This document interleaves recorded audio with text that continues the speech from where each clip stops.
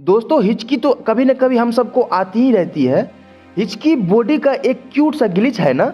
सबसे पहले समझ लो, हमारे चेस्ट के नीचे एक मसल्स होता है जिसका नाम है डायफ्राम। यही मसल सांस लेने में हेल्प करता है।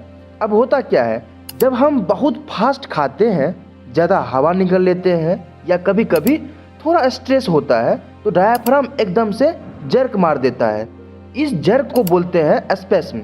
और जैसे ही स्पैस्म होता है हमारी वोकल कॉर्ड्स इंस्टेंट बंद हो जाता है और उस मोमेंट पे जो साउंड निकलता है वही होता है हिक यानी हिचकी।